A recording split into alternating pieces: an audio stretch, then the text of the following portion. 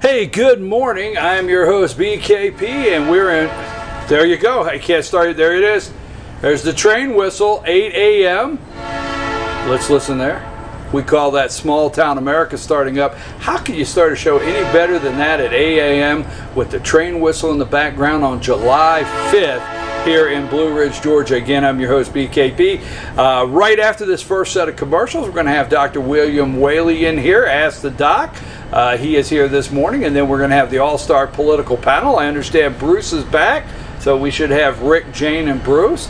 After that, North Georgia Senior Living with Jesse Barton, the Community Relations Director at Cameron Hall and LJ. And we always round out our week, there it is, nice and loud, with the Pet of the Week from the Humane Society of Blue Ridge. Now, every Friday we do a live show, and we talked about this last week. Yesterday was 4th of July. Would we be here doing a show? And I just left, I said, yeah, we need to. We need to come up here and do a show, give an opportunity for all of our guests to talk about yesterday, what Independence Day means to them, and we have a lot of topics we need to discuss. So before we go to break, social media lit up with the Betsy Ross flag. Now, I'm going to say this. I support everybody on social media, okay? I support everybody on social media that put up the Betsy Ross flag and are outraged. I support you. But I will say this. Let's be very clear. We don't have time to go into my true feelings of Colin Kaepernick. Trust me, they're not very flattering, okay? We don't have time to go into my true feelings about Nike. Trust me, they're not very flattering.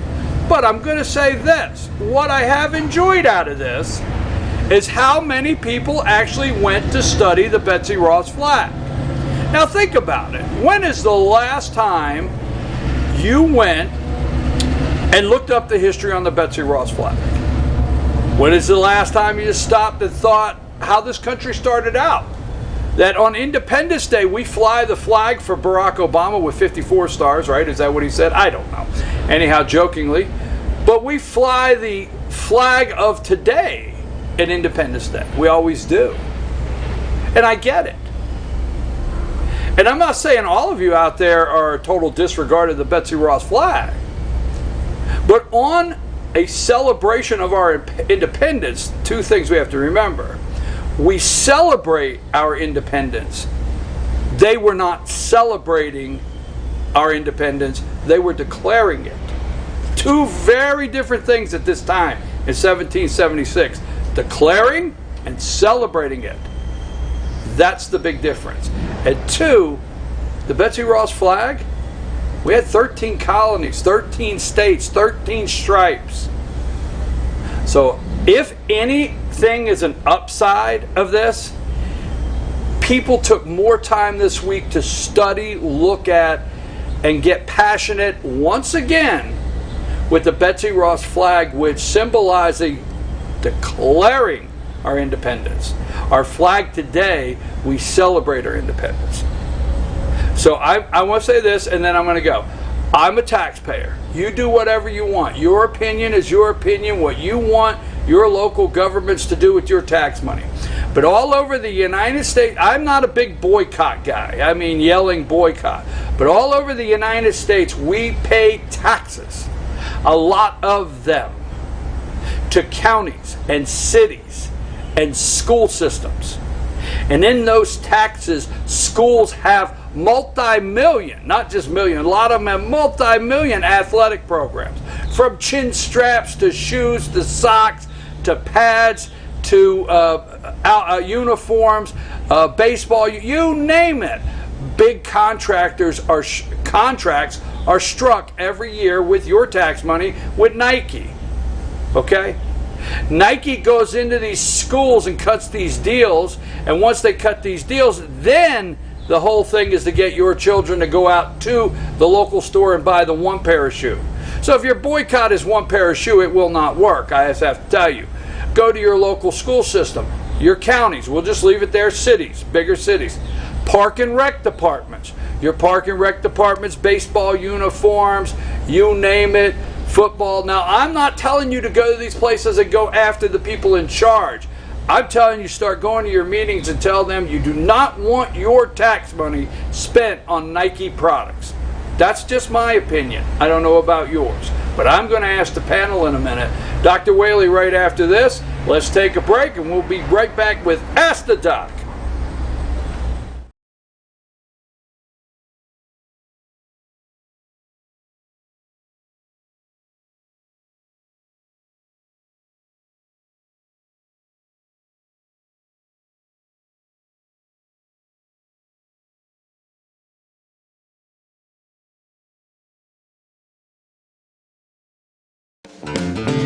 Ace is your helpful place for paint and home goods, tools, outdoor living, and lawn equipment. But did you know Ace Hardware of Blue Ridge is a little bit more?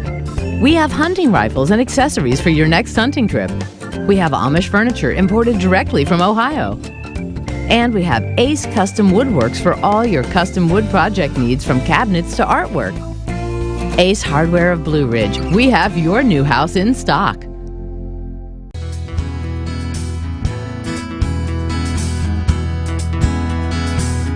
Hello, my name is Chad Watkins. I'm the manager at Larry's Body Shop.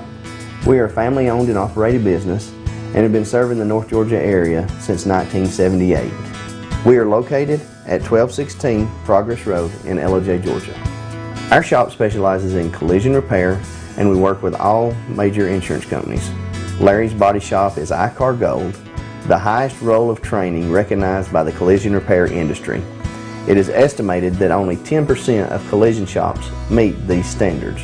Our shop consists of state-of-the-art equipment such as laser measurement system, down-drive spray booth, spot and MIG welding equipment. All of our paints are mixed on-site so that we can guarantee your paint to match every time. I know that having an accident can be a stressful event. We take pride in making sure our customers are satisfied with the repair of their vehicles. Our waiting area is clean and comfortable with free Wi-Fi and refreshing beverages. So if you're in an accident, stop by and see us at Larry's Body Shop. Do you feel like healthcare has become too impersonal? 8 times an hour, I'll get you in, I'll get you out. At Lifetime Medical Center, you're more than a number. We get to know you, not just your medical issues. Dr. Alana Kent is board certified in family practice and offers same-day appointments. She and her staff treat conditions from minor to chronic issues. Lifetime Medical Center, convenient to Jasper and Blue Ridge. This may sting a little.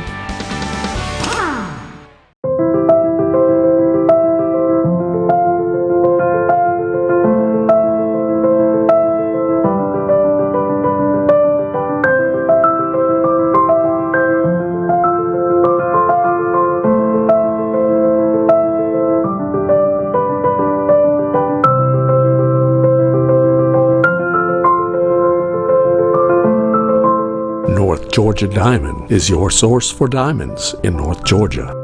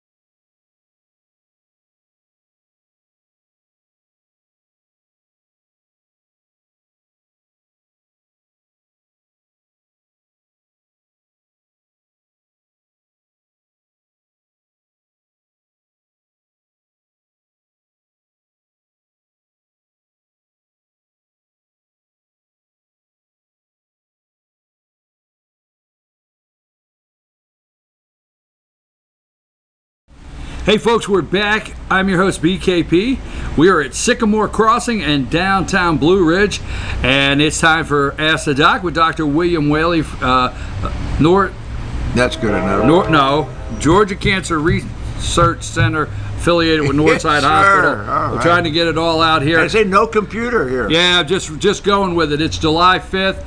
Beautiful downtown Blue Ridge. Yes, I know. I have not missed that tie. You have those flags on trucks. You have those flags here.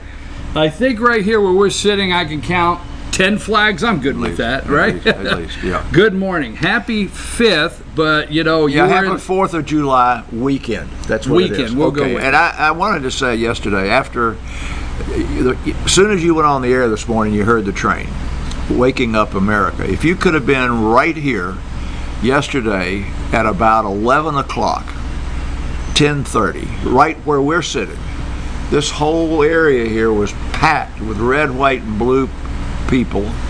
There was a parade. That truck was in the parade. BKP was right out there in the street taking pictures, and it was the most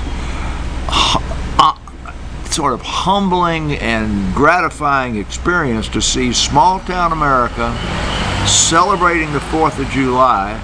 And I'll have to say it was 30% small town America and 70% tourists and visitors to the area. It was absolutely fabulous.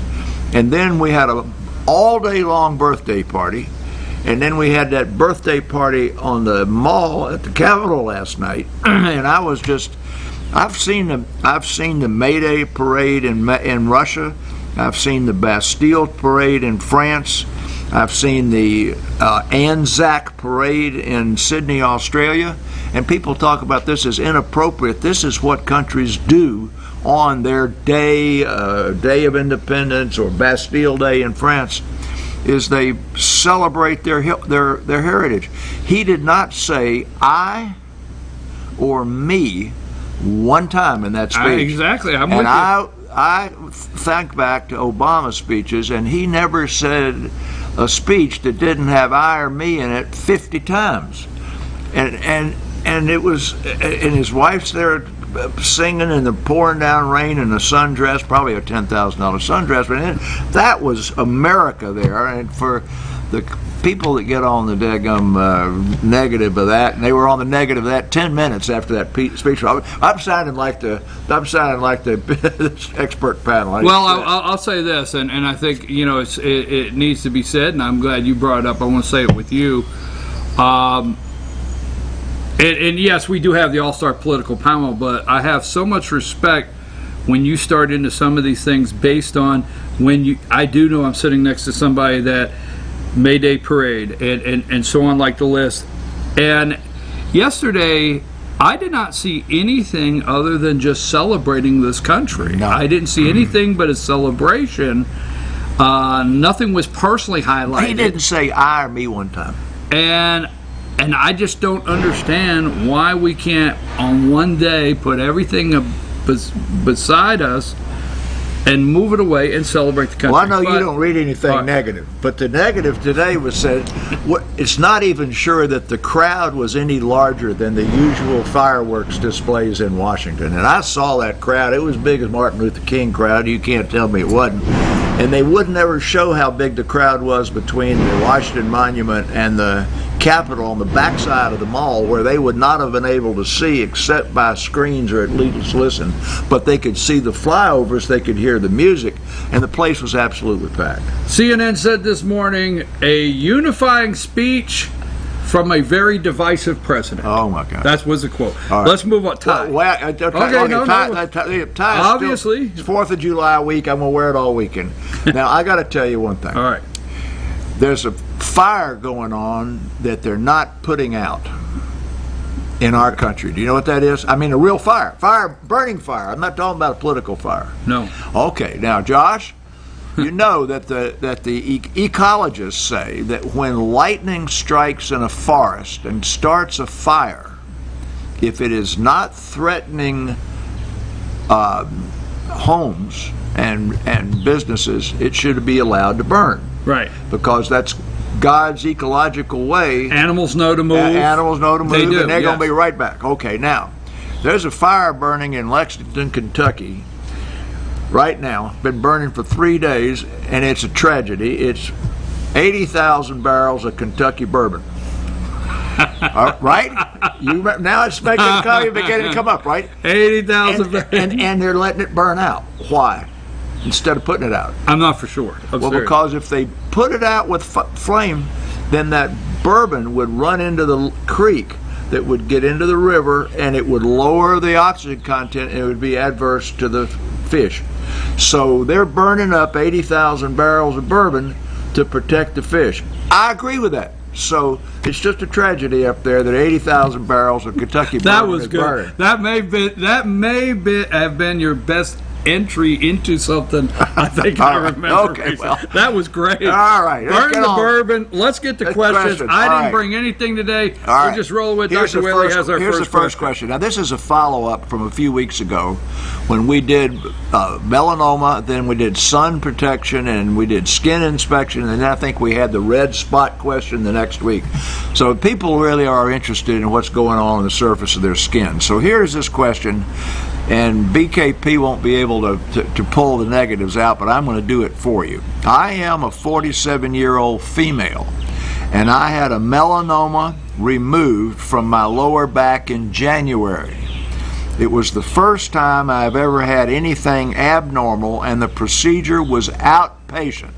I had 22 stitches. That tells us it was a pretty decent sized hunk. And then she says it was a good chunk removed. It has been 6 months and it still hurts. I wondered if this was normal or should I go back and have it checked. Well, there's a lot of misunderstanding in this question. First, in the melanoma, they didn't tell us how deep it was. And every patient I know with melanoma can tell you, well, I had a superficial melanoma, or I had a melanoma and the dermatologist told me it was level 3, so nothing about the depth. They comment that it was outpatient. Well, I had a hip replacement a few weeks ago, and I was only in the hospital 3 hours. I mean, other than having a heart transplant, everything is outpatient nowadays. Yeah, exactly. You would never have it, even if you had lymph node dissection, it would not have been. It would have been it would have been an outpatient. It should certainly not be hurting 6 months later. I was with some other people who had a hip replacement last night, didn't take Tylenol after day 3. But the one important question is, should I go back and have it checked? So we're going to spend the majority of this thing today on melanoma and why, if you've had one melanoma or even a pre-melanoma, you shouldn't be asking me this question. You should be in that dermatologist's office every 3 months from the first year, every 6 months after that, getting inspected. So let's go, Josh, to that first. You're going to be seeing the top of a 3-page long category of tumors that is based upon thickness, which that did not tell us, okay? Right. And then the other thing it didn't tell us about was whether it was ulcerated or not. That means bleeding or kind of, I had a mole and it was changing and it started to bleed. Well, that's the ulceration thing. So we're going to stick to superficial melanomas because I believe that this was not one that had the lymph nodes removed, because I think she would have said they had to go somewhere else to get lymph nodes. So they did a big excision, 22 stitches. They got that much meat out. That would be then a T1 or a T2, which could extend down into the skin as deep as 4 millimeters. All right. Now 4 millimeters, a little tiny little thing, right? That's not much distance. Put up that next one that's got that survival curve. All of these are survival curves on superficial malignant melanomas of different depth, all down to the limit of 4 millimeters. Well, this takes you, you'll notice melanomas can recur out to 10 years. This is a 10-year survival curve here. And it just keeps dropping off. So even with a very superficial melanoma, no lymph nodes involved, 20% of those patients are going to have it recur and die within a decade. So it's not a joke. Now go to this next one here, and we're going to study this one really hard, BKP. You'll need a magnifying glass. No, I'm just kidding. This starts at this is the algorithm. As you remember, I say all the time here that once you know how thick something, how big something is, talk about hard. There's an algorithm for everything. So once you get through this starts up here with I got a suspicious spot on my back, and then it gets biopsied, and then you get down here to the depth, thickness of less than a millimeter or greater than a millimeter, and then you go all the way down to here to where you're getting a bunch of immunotherapy and stuff. So what I'm trying to say about this is it's extremely complicated. The question was, should I go back and have it checked? You should be being checked very regularly, and not because the scar still hurts, but because malignant melanoma can occur in other spots on your body.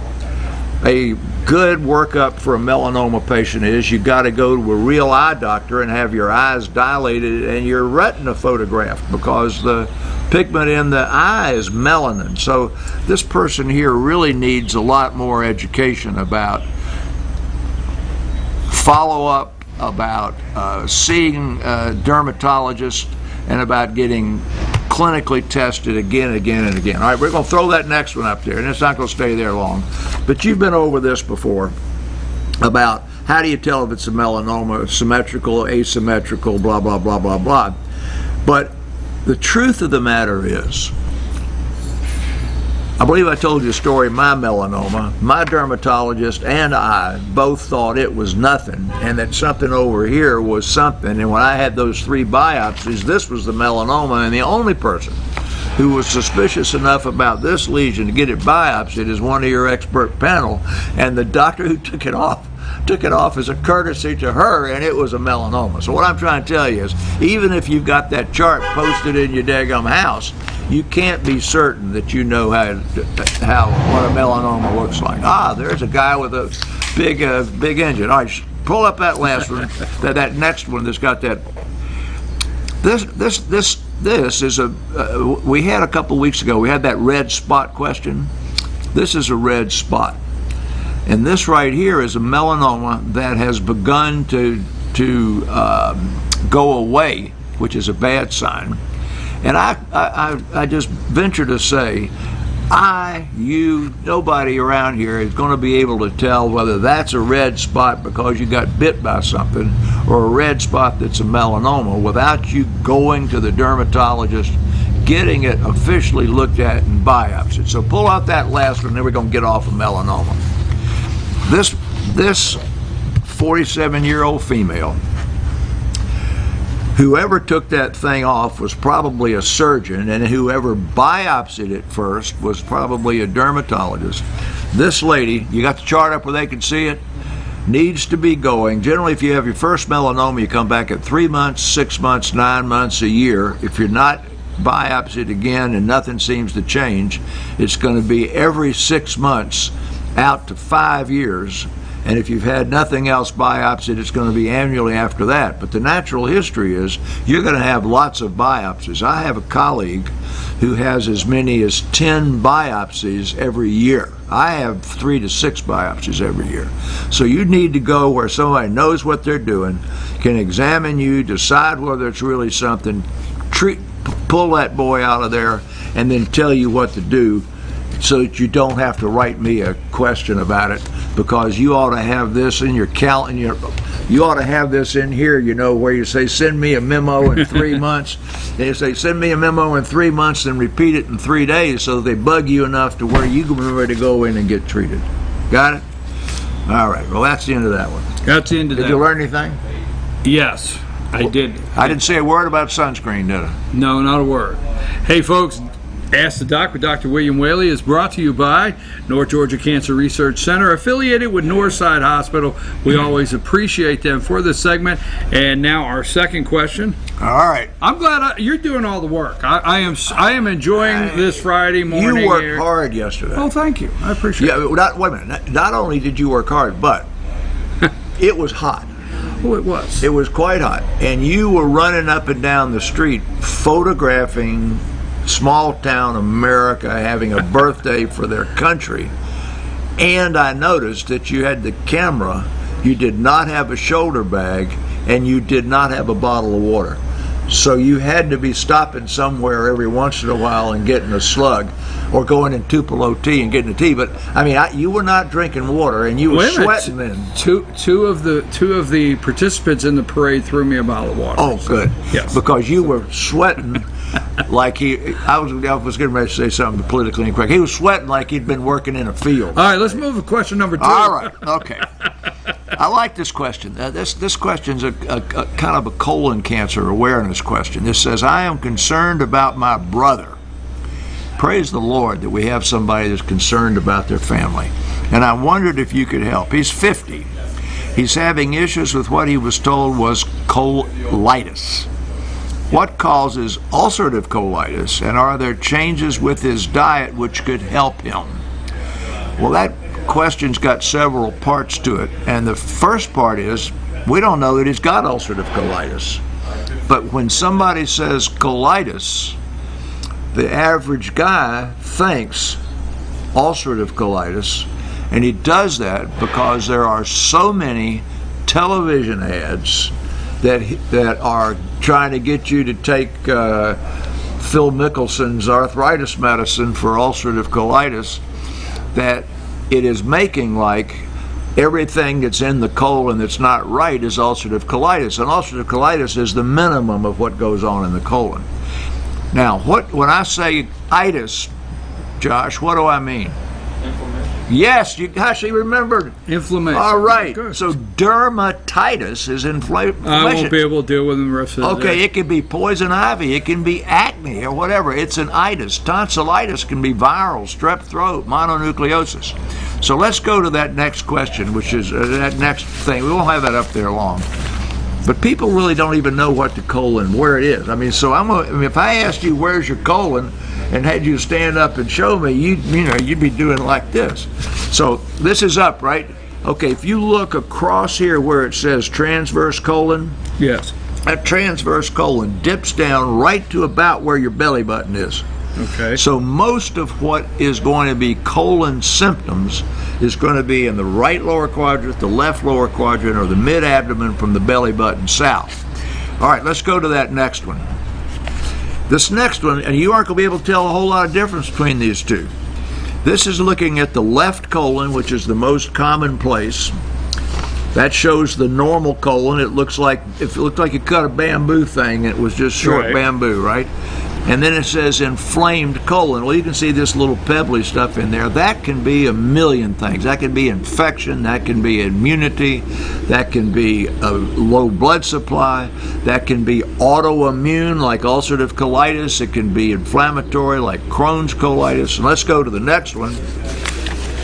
And I just got to tell you, you got to have some specialized training looking through a scope to be able to tell any difference between what that looks like and what that looks like. That's ulcerative colitis, and you can't hardly tell the difference from this graph, can you? No. All right, so now they want to know what causes ulcerative colitis. First of all, ulcerative colitis is, some of it can be very mild, some of it can be as serious as a train wreck. So go to this next one. This is what can cause colitis, and it includes what can cause ulcerative colitis. So if you get up here to where it says genetics, the ulcerative colitis can run in families. Colonic polyposis, pre-malignant, can run in families. Non-steroidal anti-inflammatories, which would tell you to take for your arthritis, smoking, and antibiotics can lead to different kinds of colitis. But when you take antibiotics too quickly for a cold, you call your doctor and say, I've got a cold. You go to a busy family practitioner, 40 people in the waiting room, and you complain a lot. And he grabs a prescription pad and gives you a prescription for antibiotics. You know from the news, what we see on the newspaper and everything, we have too much antibiotic treatment in this country, right? Yes. Now, the people say that 1 out of 10 people that go in the hospital get hospital-associated complications. This is the biggest. Antibiotic-related colitis called C. diff or Clostridium difficile, and that could cause a fatality. Now, you get down here to autoimmune. the medicines that we give, and I've been touting here for all kinds of cancers that are called the PD-1 inhibitors, their biggest toxicity is to cause an autoimmune reaction in the colon, which makes you have to stop the drug.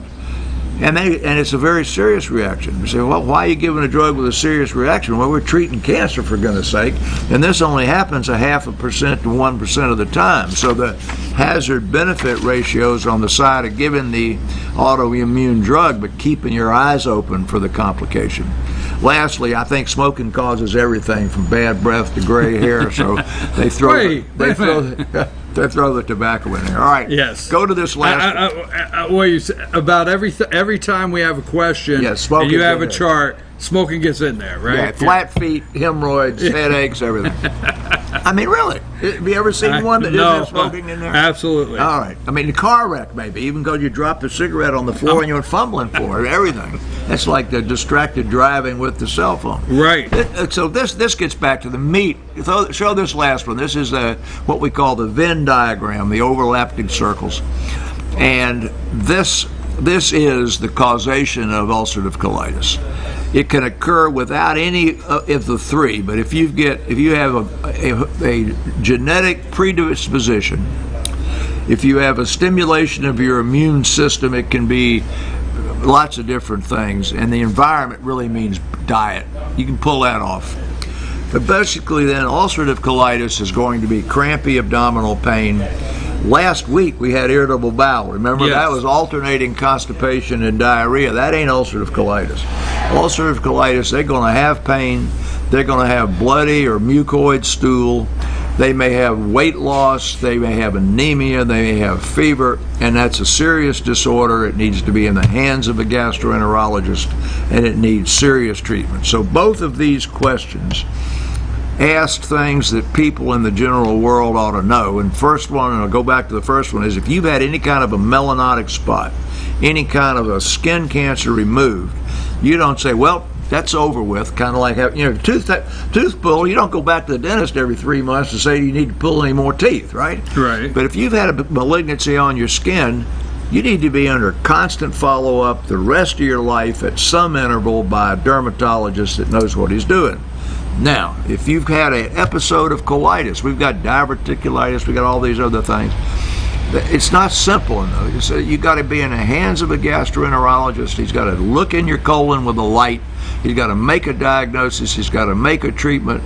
And at the end of the treatment, he's got to make a follow-up and a surveillance plan going way out into the future. So I think both those questions asked had some good meat to them.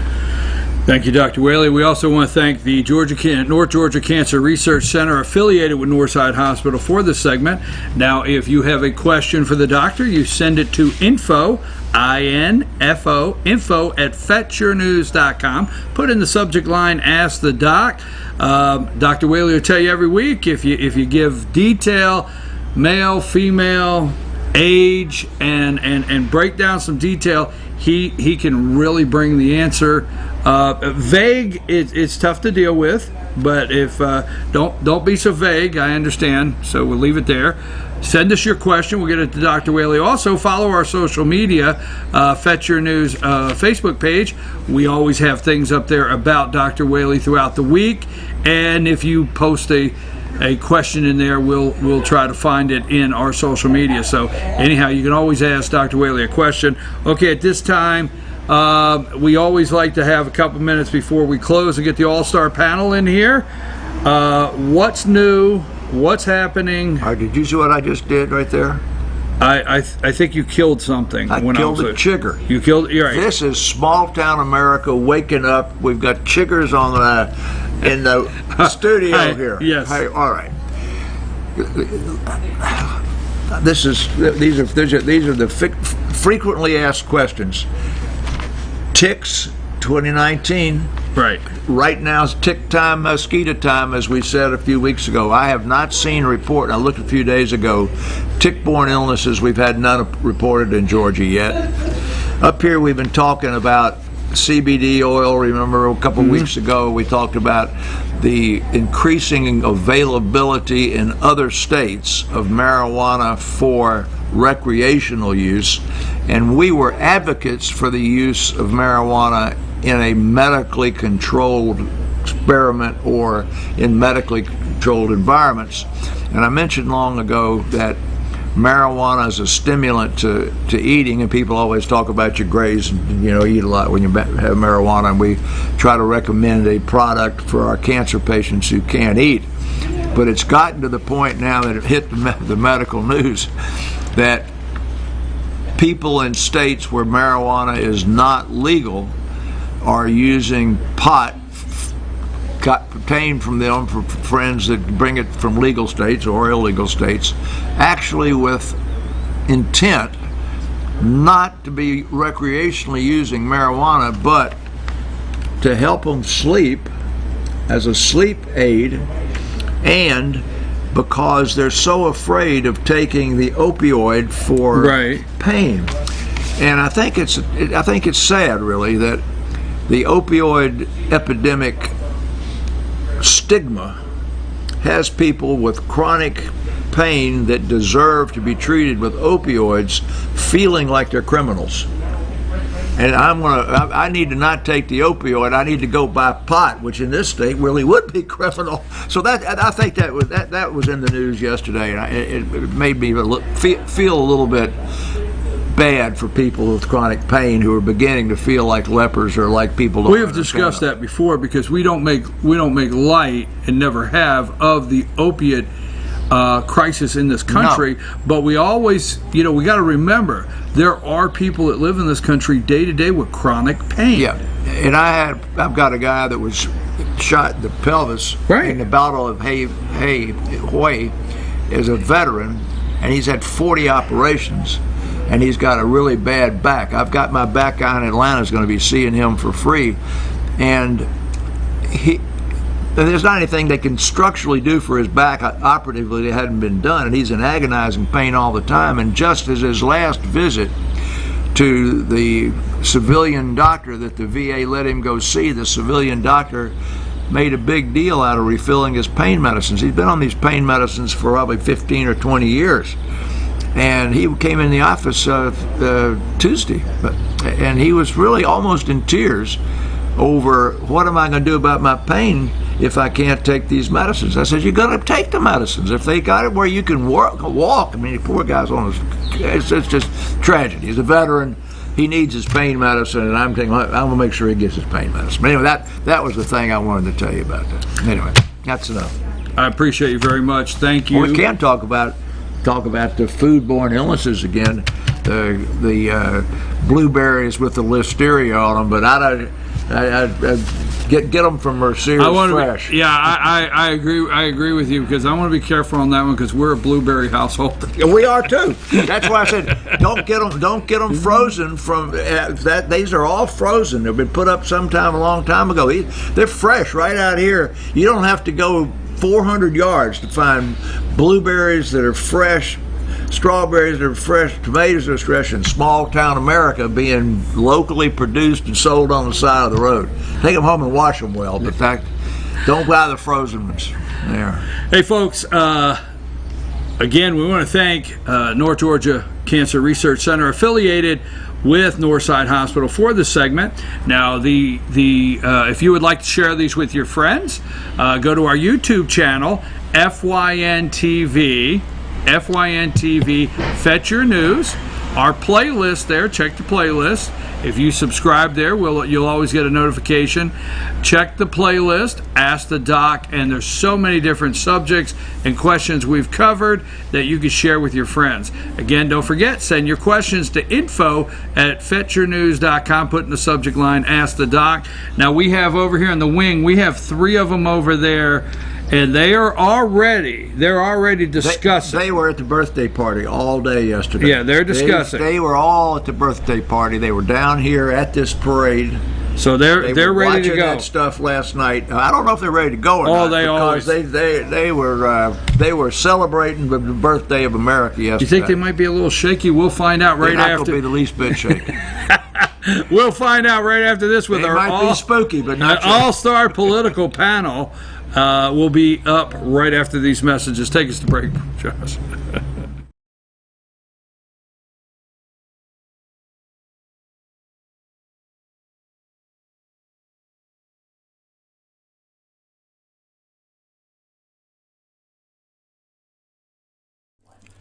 In 1981, Reed Nicholson began selling tires out of an old barn in Mineral Bluff. Little did he know that he had just laid the groundwork for the most trusted names in automotive services in the Blue Ridge area. In 1997, Nicholson Tire Center became what it is today, holding the same values of faith, family, and great customer service. 2 locations to serve you, and the Blue Ridge location is currently expanding to offer fast service and the largest U-Haul provider in Georgia. Nicholson Tire Center, Blue Ridge, and Mineral Bluff.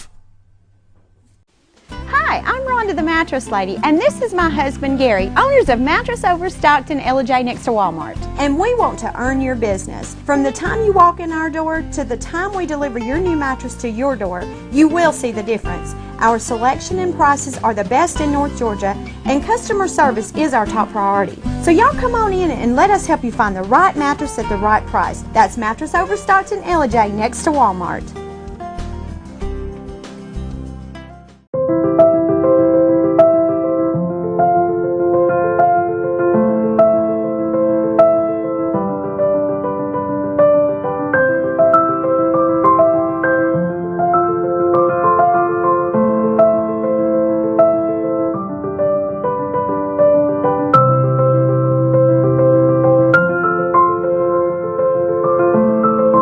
North Georgia Diamond is your source for diamonds in North Georgia.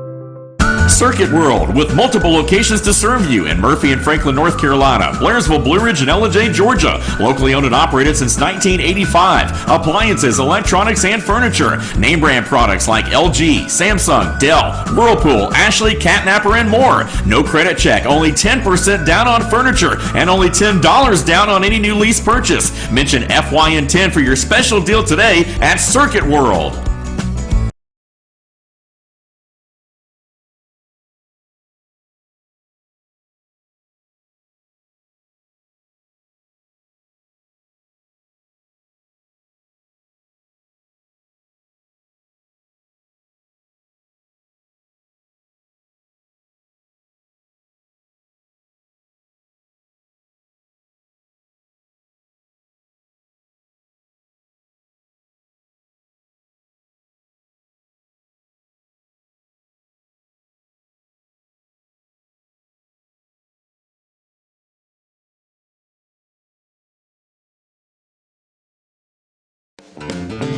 Ace is your healthful place for paint and home goods, tools, outdoor living, and lawn equipment. But did you know Ace Hardware of Blue Ridge is a little bit more? We have hunting rifles and accessories for your next hunting trip. We have Amish furniture imported directly from Ohio. And we have Ace Custom Woodworks for all your custom wood project needs, from cabinets to artwork. Ace Hardware of Blue Ridge. We have your new house in stock.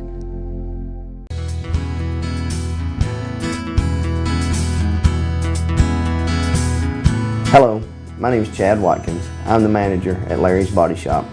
We are a family-owned and operated business and have been serving the North Georgia area since 1978. We are located at 1216 Progress Road in LJ, Georgia. Our shop specializes in collision repair, and we work with all major insurance companies. Larry's Body Shop is ICAR Gold, the highest role of training recognized by the collision repair industry. It is estimated 10% of collision shops meet these standards. Our shop consists of state-of-the-art equipment such as laser measurement system, down-drive spray booth, spot and MIG welding equipment. All of our paints are mixed on site so that we can guarantee your paint to match every time. I know that having an accident can be a stressful event. We take pride in making sure our customers are satisfied with the repair of their vehicles. Our waiting area is clean and comfortable with free Wi-Fi and refreshing beverages. So if you're in an accident, stop by and see us at Larry's Body Shop. Do you feel like healthcare has become too impersonal? 8 times an hour, I'll get you in, I'll get you out. At Lifetime Medical Center, you're more than a number. We get to know you, not just your medical issues. Dr. Alana Kent is board certified in family practice and offers same-day appointments. She and her staff treat conditions from minor to chronic issues. Lifetime Medical Center, convenient to Jasper and Blue Ridge. This may sting a little.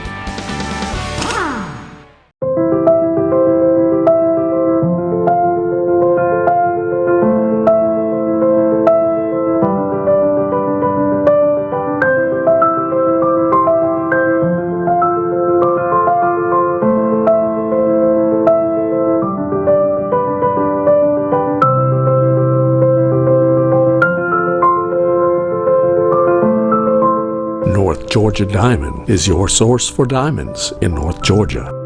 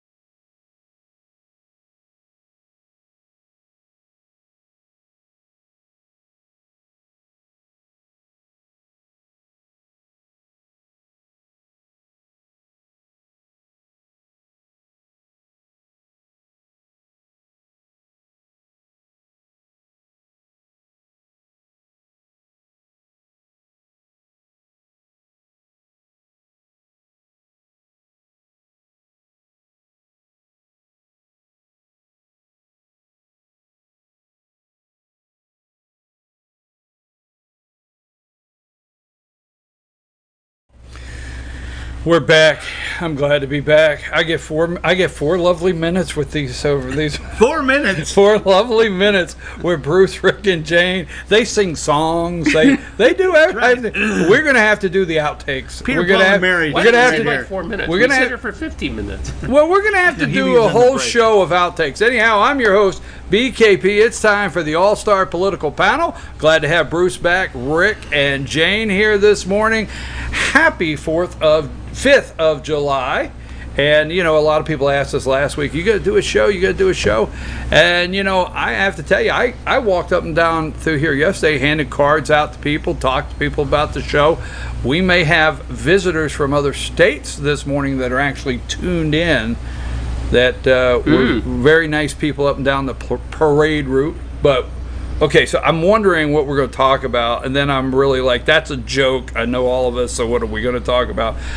I would say this, and then you guys could take off. I mean, I said in my opening couple minutes was, I don't want to get into the very, very ugly words that I would probably spout or go somewhere I shouldn't when I bring up Colin Kaepernick. I mean, there's no need for me to do that. We know how I feel. I know how most of you feel. I don't want to get into, you know, a bashing me personally on how I feel about Nike. I have nothing for them. I will never wear Nike. I got it.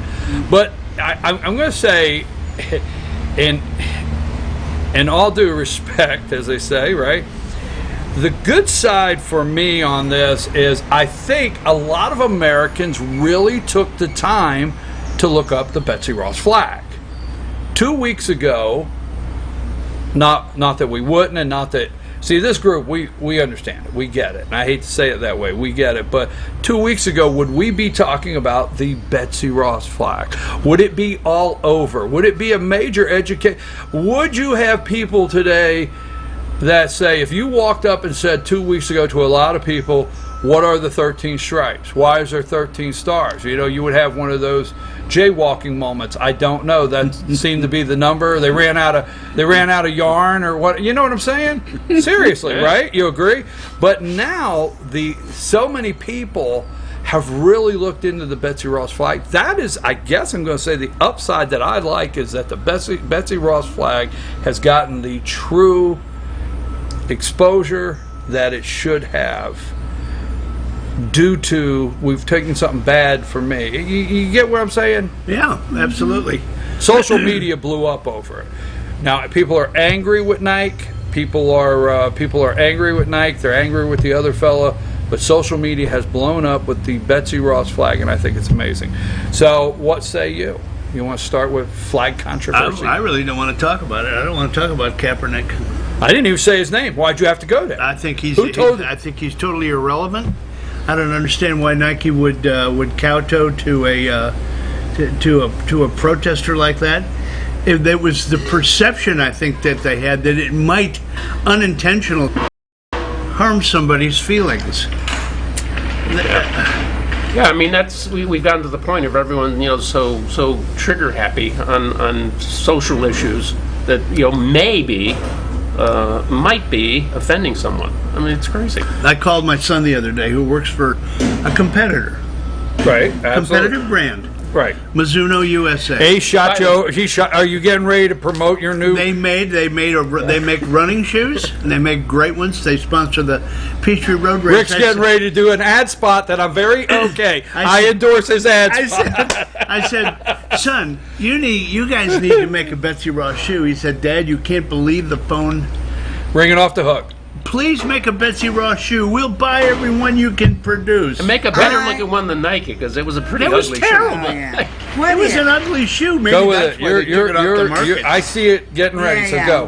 Girl. What if it was all planned? Well, yeah. It was a publicity stunt. Right. Because this guy that starts with a K, I'm not going to say his name.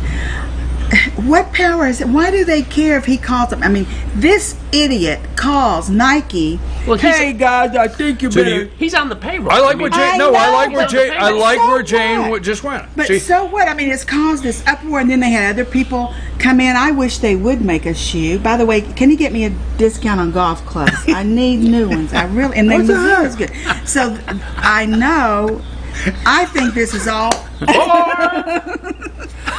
But listen, whenever Nike took Michael Vick after, whatever you think about him, he did those horrible things to those puppies, and they took him back. I said to my grandson, who's decked out in Nike every other day, I said, I will never wear another Nike article of clothing Get him out of the house touch now. another Nike thing in my life, and I haven't, and I won't.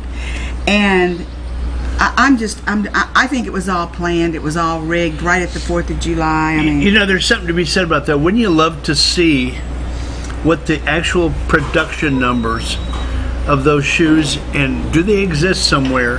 Because this stuff just doesn't come off the shelf. This is a long process. And they're already all made.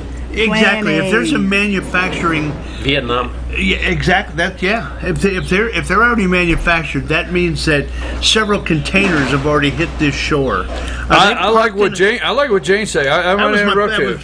Is that where you're going? Yeah. I bet you can't the find marketing- any. I would love to know if they produced a half a dozen pair and then they do this big. Oh my gosh, we're not going to introduce these, or are they actually in some stores and they were selling them and now they're on eBay for $4,700 a pair, Yeah, like they claim. Yeah, they say they're. So my thing is I like what Jane brought up. Is it possible this was just an all a marketing setup? Is it Probable, possible? I think. I don't know, but I like what one of the major newspapers wrote or put a headline up. Nike. What is Nike's in-kind contribution to the Trump campaign? Because that was big. It said in-kind. How big was the in-kind contribution to the Trump campaign did Nike make They need by to send just them a doing thank you that? letter. Yeah, and I agree with you. Shoes, I've seen the posting. I see the ones you're wearing. I have seen New Balance, Converse. Somebody posted yesterday. It was awesome. The Chuck Taylors with the red, white, and blue and the stars. It was awesome. So my fear in all of this is the erasing of history. Yeah. Our history is just what it is. It's our history. Regardless, you don't have to like, but it is our history. Our children need to know the history of the country. Good, bad, ugly. We have some ugly history. There you go. It's not, but it's our history. Every country has ugly history. Right. Every place on the earth does.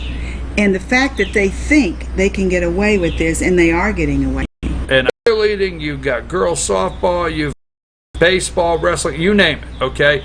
And they make an effort to sell those major packages, and guess what? Shoulder pads, everything, your tax money. They sell. I'm not going to say who it is because the person is actually a great person, really a great person. But it's a constitutional officer. I'll say that, and our tax money pays their budget. And in the constitutional officer's office, a lot of the people wear polo shirts, embroidered polo shirts, and they buy them from Nike. And I called the individual and I said, actually before I got to going, the individual already knew why I was calling. I know. You're going to start on me. They don't get real polos? I said, I do not want to see Nike shirts with my tax money. I get it. Now, we can't just go through them. We got a lot of money in those. But I get it. I promise you. So that's what we got to do if we want to affect Nike or send the message. I'll move on from that, but go ahead. Well, here's where we are now, though. You have, let's say that we said that and we did that, and then we okay, I'm going to start wearing a red, white, and blue flag. I'm going to stand up if I were a person who mattered, that people could hear me, like the K person, and be patriotic and talk about being patriotic. Going out on the street and talking about it, you get beaten up.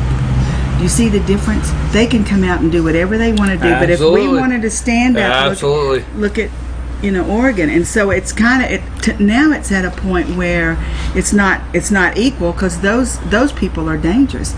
Not saying we shouldn't do it, but there's a lot to think about with Antifa. I mean, that is serious. Yeah, but going back to your opening, I mean, Independence Day and keeping the history alive. I mean, that's why there should be more parades with tanks and jet flyovers. We learned something too the other day that we didn't. What? We learned something that the mainstream media said never happened before. All of a sudden, they're showing all of these black and white footages of tanks coming down Pennsylvania Avenue, and we really did have some military parades every once in a while. Yeah, you're exactly right. A bunch of baloney. Yeah. Let's shift to the celebration yesterday. We'll go with that. And then I want to get our crisis at the border. Want to discuss that, so I don't want to get too far. But let's do shift to the celebration yesterday. And my concern with the movement of our, erasing of our history, my concern is that our country has moved to a point to where we don't accept a president of the United States, forget names, a president of the United States celebrating this country. And I don't get it. I really don't get it. I will have to say, if any president of the United States would have done what Trump did yesterday, never referred to himself, never said I or me, and did basically word for word for what happened yesterday, I would come this morning and say that president celebrated our country, and that's it. And he's our president, like him or not. Yeah, I think you're wrong though in saying we don't want that, or I think the media doesn't want that, and the Democrats don't want that a president would stand up. No, I'm not saying we don't want it. Well, you sort of like the way we're getting away from it or something. No, we are. I don't think the man on the street is. I mean, the man on the street. Agree with you. No, likes what happens. I agree with you. I think you're right. The media please, why the camera's ever rolling? Don't say I'm wrong. That was tough. That's hard. I'll have to deal with it. Glad you're back, Bruce. I've been on the road a lot. On the road? All right, go Rick. The media doesn't like the parade for one reason and one reason only. Because it's Trump's parade. Trump was the one that brought it to the forefront, and he was the man standing at the podium. That's why they don't like him. Did you see the pictures of how many people were? Oh my God. We're trying to get a number, and we haven't been able to find I was waiting for Forrest Gump to come walking across that reflection pool with the... Anyway. Yeah. That was awesome. And I will say this. No, I agree where you're going, because I can say... I come up every year and I do the pictures right here on the street. It's like I was telling Dr. Whaley, I could assign that to somebody. I mean, we got a couple people I can say, hey, 4th of July, your assignments, take parade pictures and put them online. I come myself for a reason. I enjoy the parade, and I walk up and down the street and I say hello to so many people, like if they're sitting here where are you from? And I talked to probably 40, 50 people as I'm up here throughout the morning. And you are 100% right. The man on the street is not accepting that. I agree with man and woman. We're going to go with that, okay? They're not accepting it. But the media is doing everything. Like CNN opened up this morning with, trying to remember the quote, but it's pretty. CNN says, Trump gives a unifying speech from Trump's unifying speech from a very divisive president. Like, that was the line. That has to be a qualifier? No, that was it, good. and that's what they said. They do qualify anything good they say with the negative. Yeah, it has to be a negative qualifier. We said this before the election. It was going to be 4 years of this bullshit. Well, you're on a roll, man. we said it. I mean, I got it. I'm good. I'm good with you. Yeah. Keep it going, baby. Where was he at? We needed to talk about where he was at. There was some great. It's going to reach a fever pitch. You're 100% right. Go. I'm telling you, I'm with you. No, I am with you, Bruce. You're 100% right. You're not wrong. You do not have to back off that, my friend. I'm joking around, but you are right, because we're looking around and say, what the heck? And I'm telling you, America's doing it too. I talked to a lot of people that are not from here yesterday. They're from Florida. Met some people from Brazil. You name it. Ooh. And they're wondering what's wrong with the country. Why can't we? I mean, the thing is, what's wrong with the country? When we were in the parade yesterday in Bill's red truck, so we were coming down this street, and there were hundreds and hundreds of people. There were kids all dressed in red, white, and blue. It was just America. And I sent pictures to my New York kids. I mean, they don't experience anything like that. That band with all those people that were dressed up funny, playing Louie. This is how Blue Ridge celebrates the 4th of July. It's small town USA. And a lot of towns are, so we're going to win. We're going to win. And this is being replicated. Yeah. I mean, this just didn't happen in Blue Ridge. What's going on in Baton Rouge? This happens in Nebraska. This happens in Wisconsin. Yeah. This happens in Iowa. Everywhere. And those are the people that are voting for Trump. The people that are lining these streets. Have you seen the numbers of how many watched the Trump thing last night, the 4th of July? No. I'd love to see the numbers on Well, it was only on 3 channels. MSNBC blacked it out. Everybody did. No, I didn't realize. Oh, yeah, all 3 major networks. CNN blacked it out. Yeah. So did ABC, NBC, and CBS. Yeah, that's terrible. They all blacked it. It was on Fox. It was on C-SPAN, and it was on OAS or something like that. Yeah. OAS. Is that what it is? Yeah, but I know what you're saying, because I watched it on Fox. I just turned it on. I watched it on Fox. It's the only place you would have found it unless you went to C-SPAN. Yeah, exactly. They blacked it out. And it was just a celebration. And if you watched it, he never said I or me. He didn't use it politically. He celebrated this. I said also in my opening this morning at 8 o'clock is, it's great that we celebrate our independence, but we need to go back, and this is why I talk about the Betsy Ross flag. We got to remember when that flag was commissioned that they declared our independence. Big difference. It wasn't a celebration that day. Yeah. It was. They declared our independence. We celebrate it, and that's what I was saying is. Great point. And we generally celebrate with our current flag. Okay. Yeah. But if you really get into Independence Day, we probably should celebrate it with the Betsy Ross flag. That should be the first and foremost flag that we celebrate it with, because that's what we use our symbol to declare, right? I mean, you with me? Yeah, and going back to what you said, I mean, there's probably a segment of the viewer or listening ship out there that doesn't know there's a Declaration of Independence. Okay. That's true. I know you want to read a portion of this, so I don't want to lose time on that, but I want to go. Before we change, can I just? Yes. There's some unbelievable op-ed pieces out there about what happened yesterday at the Reflection Pond, at that setting, and I can't take credit for it, but not a political speech, but a patriotic milestone. I think that really says a lot. Who said that?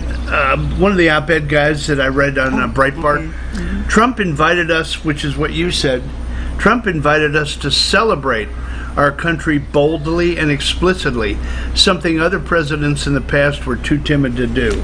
Timid. Let's go with timid. But if you're not an ABC, CBS, or NBC, you're never going to know that. Let's go with timid.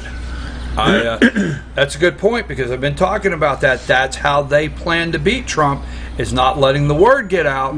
They did last time because they thought Trump was just a novelty and was going to get beat. Right, clown posse. So they followed him everywhere. Yep. Not this time. But then, all they said 3 or 4 days before, maybe 2 weeks, they said this is going to be about Trump. He's making this about himself. All of that, which was, I knew he wasn't going to do that for just that very reason. But then, think about it. Maybe they blacked it out because that's not what he did, and they knew it. And then they were just going to be called out. Now the people that watch the channels didn't see it, and they're going to believe whatever they say this morning. Yeah, and they do. They keep portraying Trump as a divisive president. He doesn't care about blacks, Hispanics. Asian peninsula there with China, Japan, Indonesia, Philippines, Vietnam, Korea. And when Trump took office, remember that meeting in the Oval Office, supposedly Barack Obama said, North Korea is what will keep you up at night, right? Okay? So it's really simple. It might be too simplistic to say, but Kim Jong-un is like the guy that, you got a crisis and you start, you got a hostage crisis because he's got the nukes, and you start calling in the trained hostage negotiators that try to get him to step back off the ledge, get inside. What do you want? You want pizzas, man? Deliver pizzas. But that's basically, all jokes aside, that's basically where I think we're at with him, is Trump had to talk him down, bring him down, don't treat him. Let me tell you something. People don't like getting patted on the head. Trust me. I don't think I'd touch his head, but you understand what I'm saying? Well, He wanted Trump to, and Trump's done that. So brilliant. You're 100% right. Brilliant move. And I do think Trump will finally solve something there. And the other point is, of course, there's linkages with other things going on in Asia. China's like the puppet master behind the scene. No media is friggin' talking about this. Japan's right here, and here you go, and nobody's talking about China goes down there in some international waters and just says, hey, we're going to build 3 military bases. Yeah. We're going to build 3.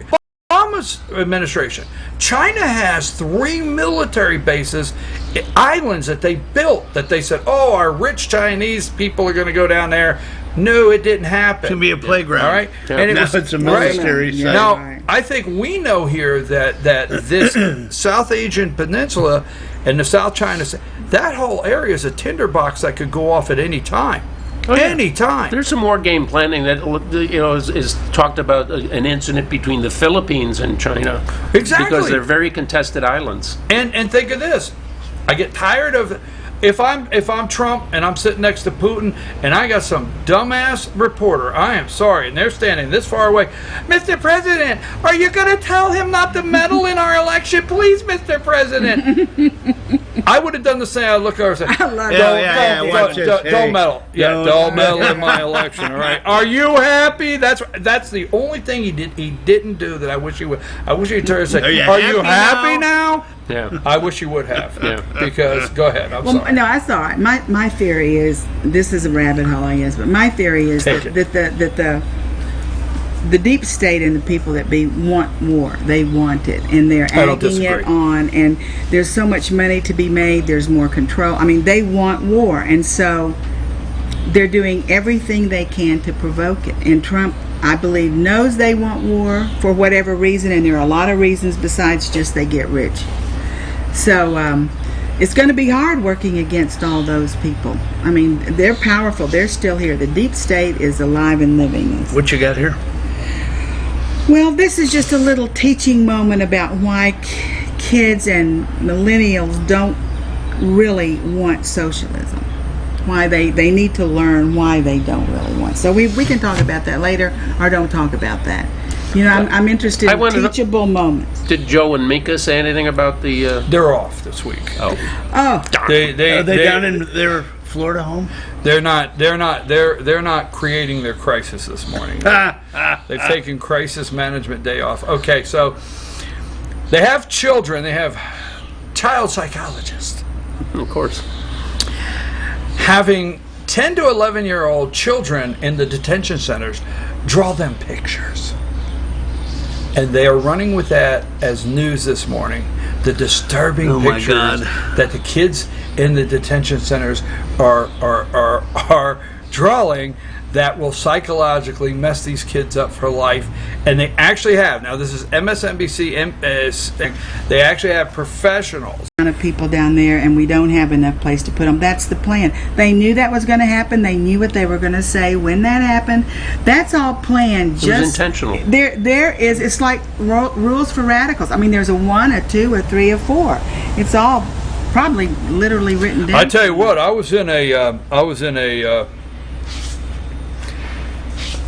haircutting place. I don't know if they're beauty shops, barber shops. I don't know what they're. Hairstylist. All right, I was at the hairstylist the other day, okay?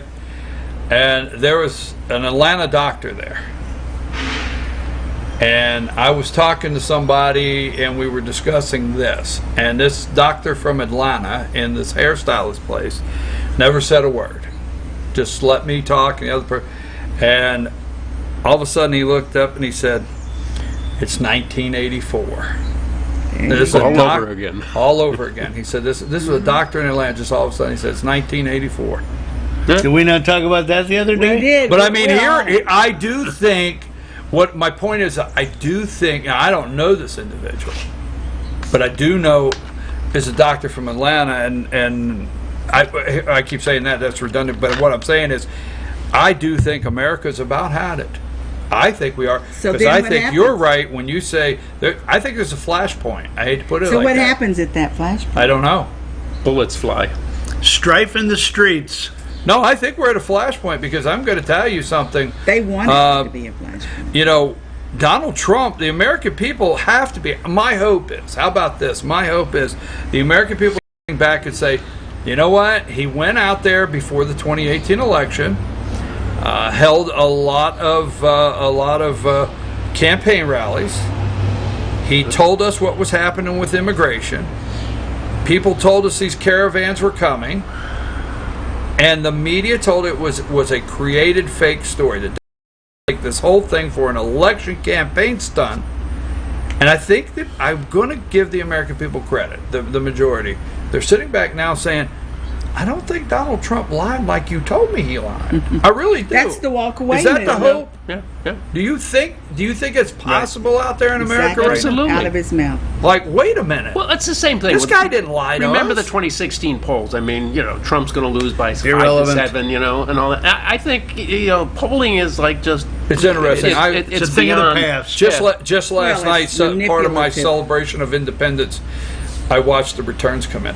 So I'm just different, okay? I watched the rerun. One thing that we really we sit here and we talk about civil strife in the streets, and we talk about Antifa versus the good boys, or whatever the name of that group is. The MAGA heads. Yeah, whatever.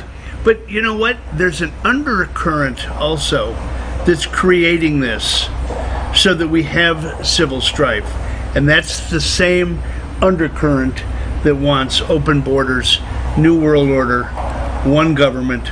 It's all Medicare for all. It's all Free all the tuition. undercurrent that keeps everything festering. And if that undercurrent was gone, we wouldn't have this festering at the top. And Jane, It's all planned. I know sometimes when people say we bring up George Soros, that we're just that's we use him as a generic, right? But the bottom line is these people in these countries did not have the money, have the ability to organize, have the ability to cross thousands of miles, right, have the ability to move in a group without organization, without the undercurrent, right? And we do know that Soros has financed, and it's the multiple shames is you take 20 Democrat candidates, they're prostituting themselves for Soros's money, and they're out there supporting it. It's true, because somebody asked me the other day, what do they do with all the money when they drive? It's theirs. So they're prostituting themselves in the fundraising, and anything they have to do to highlight, oh my God, the crisis at the border. Now, how about this? And I know, Jane, you and Rick talked about it this week, and I mean, you got a reporter. It's not on the main if his name was Khashoggi, and I'm not making light of that, but you have a reporter, an Asian who is gay, okay, happens to be Nigo. Quilletta, or what is Quillette? He writes for the Quillette. Antifa beat the hell out of this guy. Nigo. He's a journalist. Yeah. That's what I'm saying. I mean, he wasn't even standing Where's up. the outcry? Yeah, where is the public outcry about where's the LGBT movement? Right. When someone needs them. That's the That's the hypocrisy. Exactly. It's all planned. Listen, if you think of it in a smaller venue, let's take a college.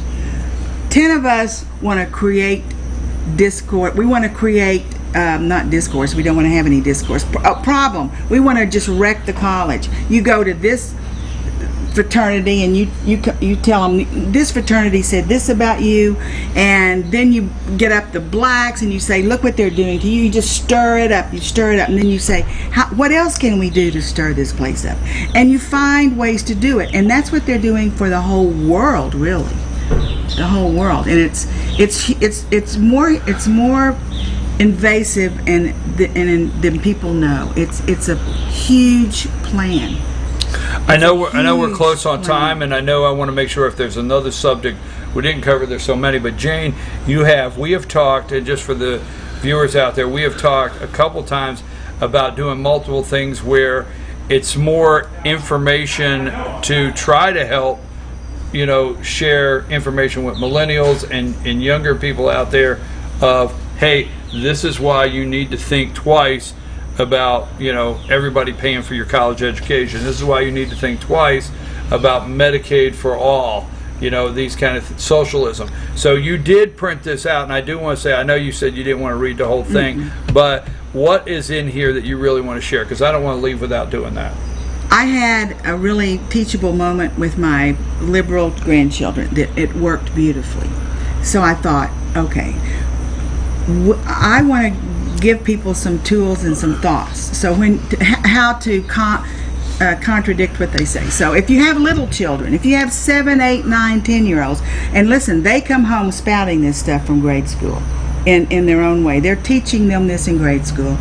You say, all right, you go clean up your bedroom, you fold the clothes for mom, and I'm going to take you to get some ice cream. Great. They go get some ice cream, they come back. Their brother and sister didn't do anything, but they say, well, where's our ice cream? Well, the one that you didn't help me do anything. Mother says, that doesn't matter. You have to share your ice cream with them. You have to go in there and cut it up in thirds. And he's done all this work, and there they are, eating his ice cream. They didn't do one thing. So now, if you get this is a real professor who said he's never failed a student, but he's failed a whole class. The whole class was saying that socialism is great, it works, no one's poor, people are just totally taken care of. He said, well, I'll tell you what I'll do. We'll do an experiment in this class. We're going to average the grades, and then everyone will get the same grade when we average it. They were excited. So the ones that study, that go after it, that go get it, they made their A's. The ones that didn't made their C's and B's. Well, the average was a B. So they're thinking, oh, well, it's a B. I didn't even study and I got a B. These idiots are studying. The ones studying said, why am I going to study this hard? I made my A, but then it gets dumbed down. So they studied less because there wasn't an incentive. The ones that didn't study. This is a slam dunk. Then the average was a D the next round. And by the end, they were bickering, they were fighting. You should have studied more. And he said, they all made an F and I failed the whole class. And I think that's beautiful. That really happened. But we've got to get into the minds of these kids who only hear the talking points. Are they going to vote us out and they're going to vote them in? Well, yeah, virtually every teachers union in this country is way left of center. Right. So the stuff that they support in classes, either through innuendo or intimation. They do. Yeah, and they're just bad. Brainwashing. Climate change is going to kill us all. Take back the schools, take back the country. That's simple. Period. Yep. Got to move to winners and losers. I know there's so many subjects we have. Bruce, again, thank you for. Welcome back. And I really do. I thank you. I want to stress that. I think you're 100% right. Not 99. I think you're 100% right. I think we're at a flashpoint, and I got a fear of it, and I hope it doesn't go the wrong way. But I think you're 100% right. Well, did you see that Antifa thing where the guy, went in and barehandedly, grabbed a burning flag and put it out? I mean, outnumbered 20-2 or something like that. So, that's going to expand, I think. Right. So, anyway, winners air balls or whatever used to shoot. I'll go with winners today. Home runs and hole-in-ones. And anyway, everyone in the U.S. who thinks America is great and is going to be greater yet, they're the winners. The losers are the people who don't. That's beautiful. Very succinct. I like it. My winner is Hobby Lobby. Hobby Lobby. Okay, what we got? Every Christmas and Independence Day, they come out with an ad, and you can see all these ads on their website if you look at it.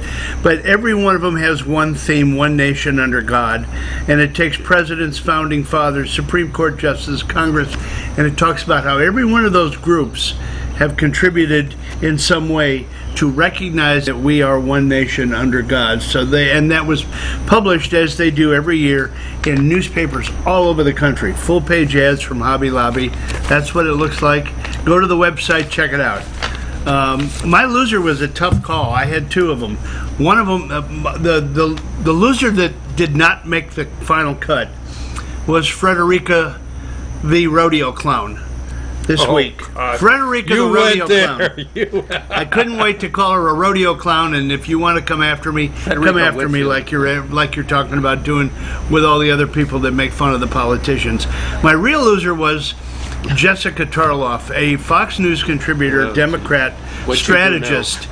She went off during the outnumbered segment and said, "I'm not a rich woman, but I will put as much money as I have down, and I guarantee you that Trump will make this about Make America Great Again." Not one time, Jessica, did he say it, and you're the loser. Ooh, I like it. Jane? Well, for me, the winner is, there are two winners. That's Trump and us, because watching it. Oh, yeah. Yeah, it's a big boss. Creepy Joe Biden. I mean, I can't stand that man. He's just. Oh, and they keep saying he has a possibility of. His poll numbers are going down, but he says I still got a big lead. Anyway, we did not get into that, but we should have maybe. I'll take a flyover off of Joe Biden any day, right? Yeah. I have three very quick things, and I think I forgot one of them, so it may be two. The thing I have a fear of in this country right now, and let me just say this, and I'll try to condense this. I've spent my whole life in sales and marketing, and there was a time we could talk as a country, okay? We could talk, and we could talk to each other. Now, with what Nike did and what's happening, if you'll notice, businesses are not putting any kind of concern on how much they will lose. They come out all the time against Trump, whether it's a coffee company, whether it's this, whether it's that. And it's just amazing what's going on. And the fear I have, and I use the word fear, we're going to call it 1998. We'll do that. So I take a job in Greensboro, North Carolina. And the largest, now we're talking about a company that's over $100 million in sales a year, and the largest customer in the company lands on my desk and says, your job is to maintain this account, grow this account. There's still a lot of business we don't have from this customer. But last but not least, don't screw it up. Okay, fine. There you go. That's easy enough. Now, let me tell you about the customer, the person you have to go see. Big Democrat. Absolutely big Democrat. Loves Bill Clinton. Thinks that Bill Clinton is God. And he is a Democrat through and through. And we know you're not. Can you handle that? I said, don't worry about it, right? Don't worry about it. That's not a problem, right? So I like to roll the dice when I was doing sales, okay? So I got a customer, no joke, spends $1 million a month, Been told not to screw it up. Could be my last day. So I go over the very first meeting and I meet this guy. We'll call him Robert, okay? I walk in Robert's office. I sit down, and I never seen so many damn pictures of Bill Clinton in my life. Any of Hillary? Excuse me. Stay out of this. So I never, Bruce, damn it. I never see any more, I've never seen any more Bill Clinton pictures in my life. So I'm sitting in there and I'm thinking, okay, where am I going with this guy? So we start back and forth and we start to talking, and we're talking about everything under the sun, from sports to everything like that. And I finally looked at him. I was 20 minutes in, and I said, sir, I appreciate all this time, but I tell you what, you don't know the struggle it's been for 20 minutes sitting in here with all damn Bill Clinton pictures. I can't take them anymore. Am I going to get the purchase order or not? Because I'm going to tell you right now, I can't stay in this office with this many Bill Clinton pictures. I got the order. I actually got the order. The account grew. He laughed his head off. We became probably, I mean, at that time I was in it, we played softball together. We became really good friends. And every time I went in there, he would joke and say, I put a new picture of Clinton up so you'd be happy today. We did that. And the point I'm making is, it was okay. It's not anymore. That's right. It's not anymore. Right. And that's the thing that really scares me. And last but not least, I won't get into the other one. We've got to go. We have North Georgia Senior Living. Remember, there's 3 times today, and I like where Bruce went for multiple reasons, because there's 3 times today that we've discussed, or I've brought up, celebrating our independence and declaring our independence. I'm afraid we might have to declare our independence once again from the deep state. And I tell you, this country may be at that point. So I'm happy we celebrated yesterday. I'm on board. You got it? But I think we might have to declare our independence once again in this country.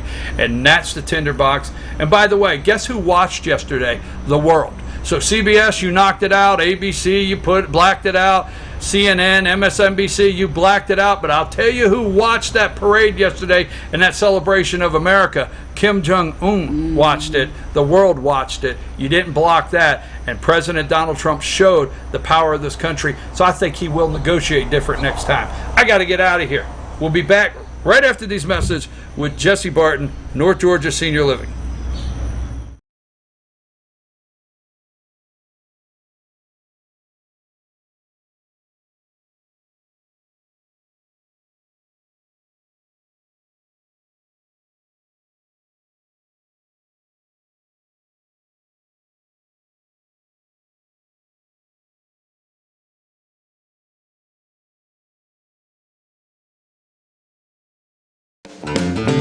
Ace is your healthful place for paint and home goods, tools, outdoor living, and lawn equipment. But did you know Ace Hardware of Blue Ridge is a little bit more? We have hunting rifles and accessories for your next hunting trip.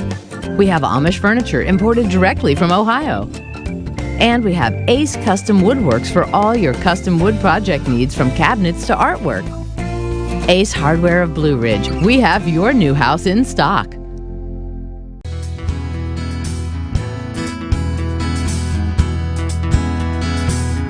Hello, my name is Chad Watkins. I'm the manager at Larry's Body Shop.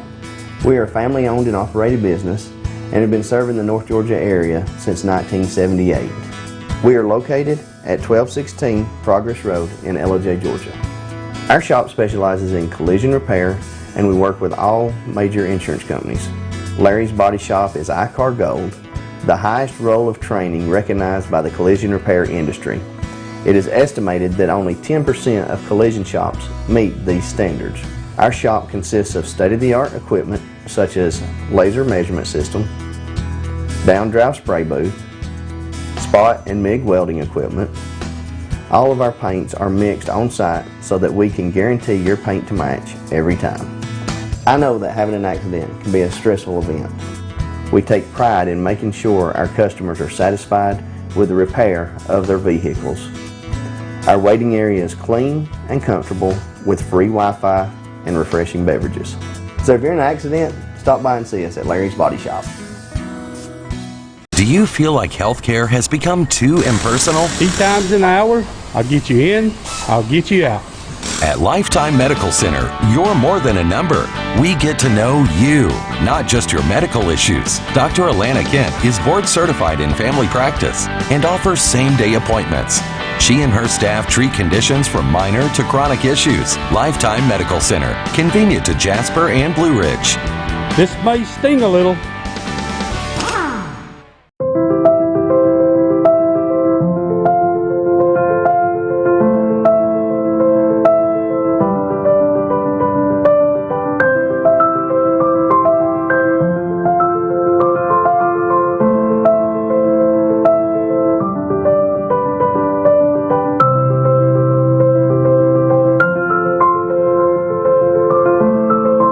North Georgia Diamond is your source for diamonds in North Georgia.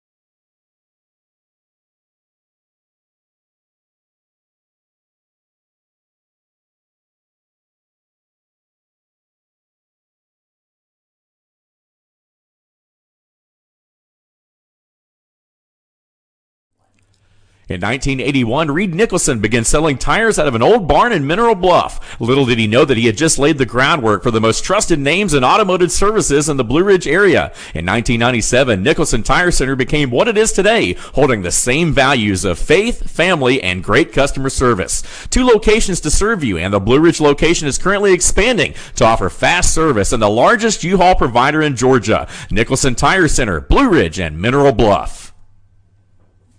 Hi, I'm Rhonda the Mattress Lady, and this is my husband Gary, owners of Mattress Overstocked in Ella next to Walmart. And we want to earn your business. From the time you walk in our door to the time we deliver your new mattress to your door, you will see the difference. Our selection and prices are the best in North Georgia, and customer service is our top priority. So y'all come on in and let us help you find the right mattress at the right price. That's Mattress Overstocked in Ella next to Walmart.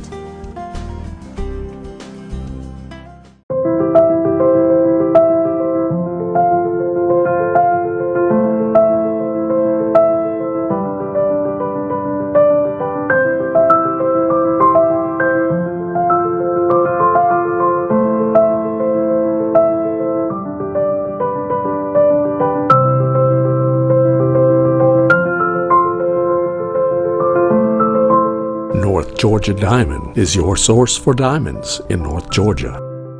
Circuit World, with multiple locations to serve you in Murphy and Franklin, North Carolina, Blairsville, Blue Ridge, and Ella, Georgia. Locally owned and operated since 1985. Appliances, electronics, and furniture. Name brand products like LG, Samsung, Dell, Whirlpool, Ashley, Catnapper, and more. No credit check, only 10% down on furniture, and only $10 down on any new lease purchase. Mention FYN10 for your special deal today at Circuit World.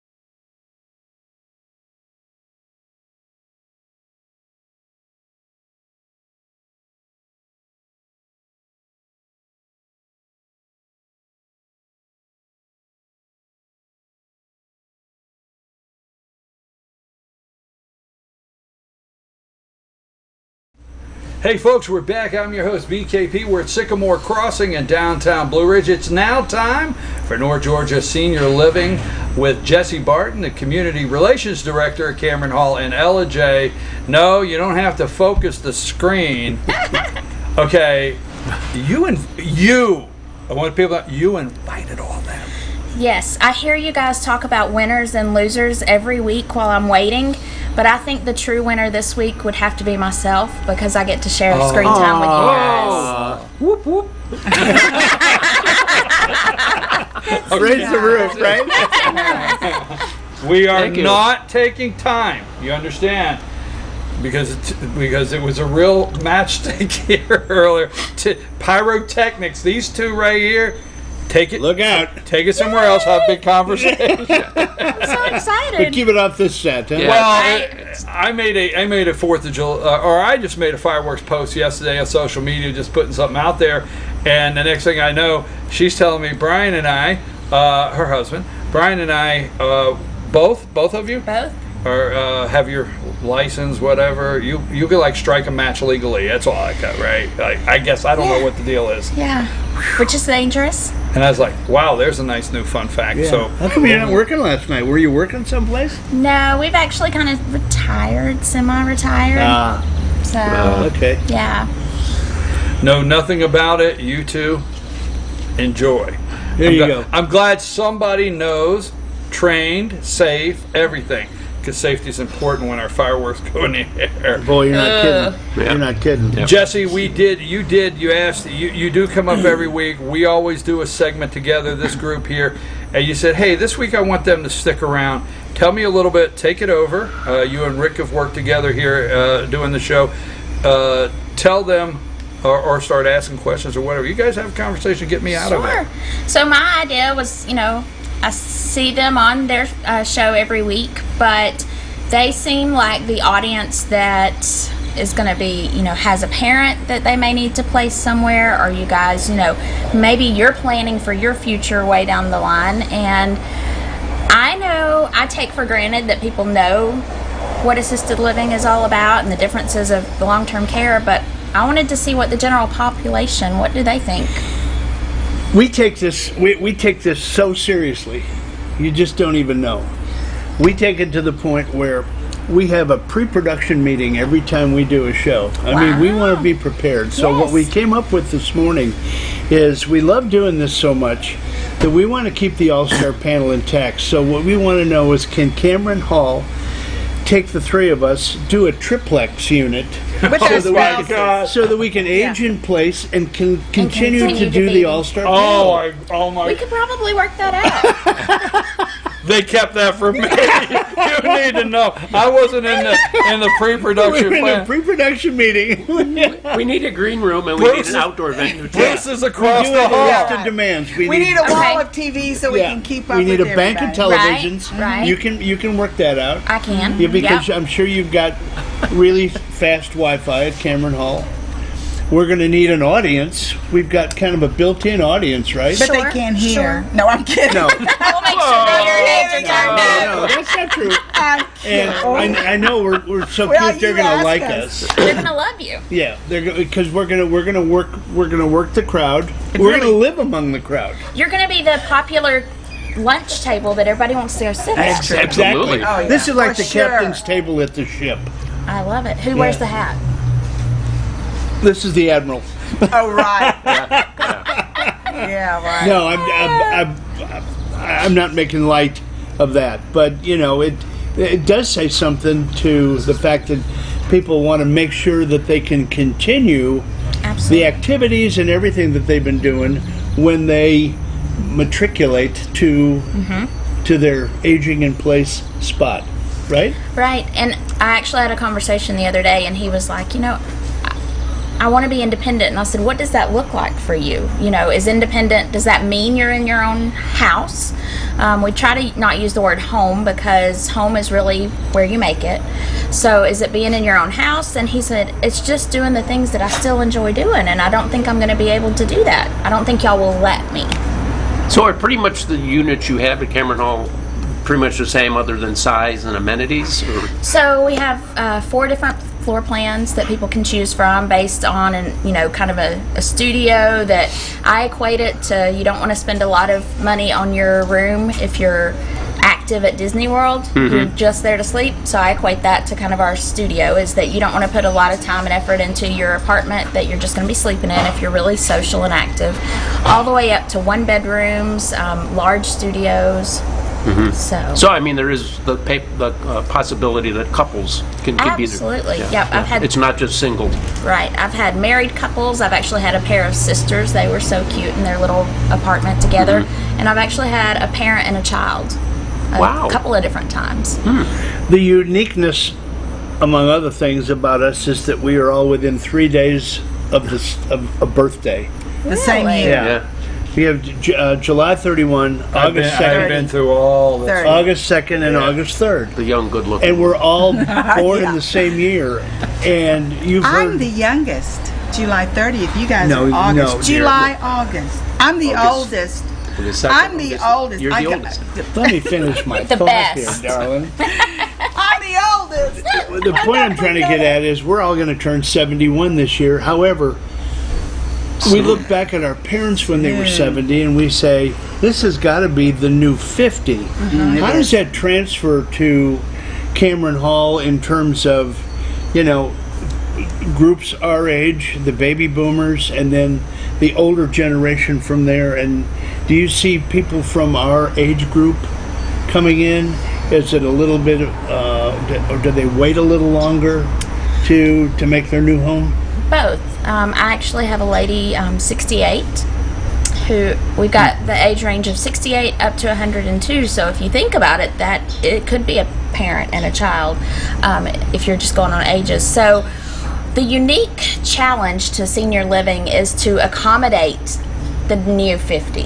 So as you're getting to that point that you're making the decision, we've got to have the amenities and the services and the activities that you guys have grown to love and enjoy, which is completely different than, like, say, the World War II generation. Right. Yeah. So you guys probably don't want to sit around and play bingo every day or play balloon volley, which has been so popular in nursing homes and retirement homes. You guys want culture. You want to go to the playhouse still. You want educated speakers to come in and teach you. You still want to learn. So our challenge is to find these topics and these activities that you guys enjoy doing. What's so exciting to me is I grew up in a small town like Blue Ridge in Arkansas. And back then, my mother had 7 sisters and 2 brothers. So, and my mother was next to the youngest. So all of the older ones had to then move into the nursing home in our little town. And it was abysmal. I mean, there was not an option, nor had we ever heard of an option. I'm sure there were options somewhere in the big cities. I have no clue, but it was a dismal future. So to look toward.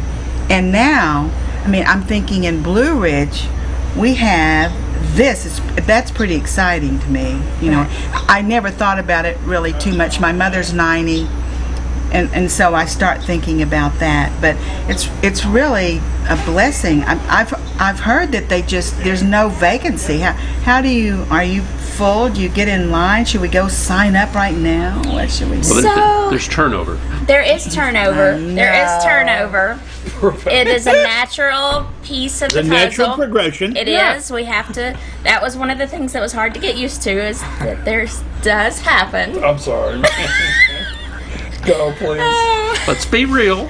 It is. I mean, it is truthful, and so it's so awkward when somebody says, "How long do you think your waiting list is?" I really don't want to answer that. You can control that. Your parents were in a retirement community. Well, I mean, they were signed up to go to it. My mom dug in her heels and resisted, and then they got sick and they both died before they ever moved in. Oh wow! But she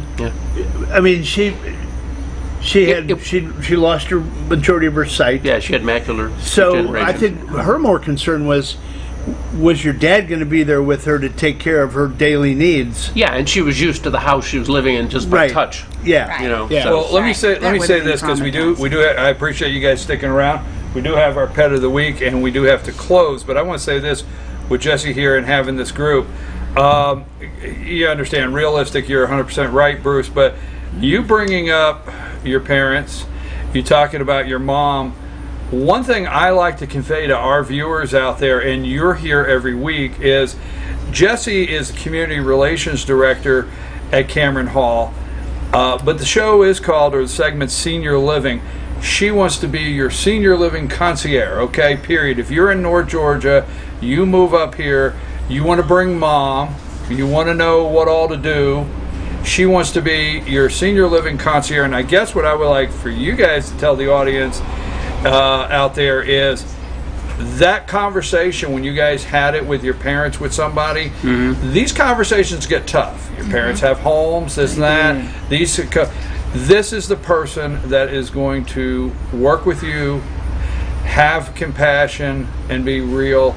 And I would like to just get anybody that has to have that conversation to connect with Jesse. Would you not agree? Absolutely. And Jane is in a situation right now where her mom is, her dear mom lives in Texas by herself. So there's that constant struggle, right? Is to, okay, do we leave mom down there? Do we move her up here? If we move her up here, what about her friends? Yeah, she could be happy making a move. Exactly. Right. Yeah. So I mean, those are all things. Those are the think discussions about. that you have to have. Absolutely. And that's what I want to say is Jesse is the person that I endorse to say, sit down with her, have all those conversations. You know what would be fun is have a program from there. I've never been. I would like to come for a walk around, but all right, it's a done deal. My head's spinning. I'm seeing all kinds of things already, but that's a done deal. Got it? Done deal. We will work it out. Folks, we thank you for sticking around. You're welcome. Yes, we're going to close the show with an amazing pooch from the Humane Society of Blue Ridge. Our favorite part of the show, okay, outside of Bruce's, that remark. outside of Bruce's humor, and okay, I got to go now. I'm a lot of trouble. You got 200. Pet of the week on the other side of these commercials. Let's go.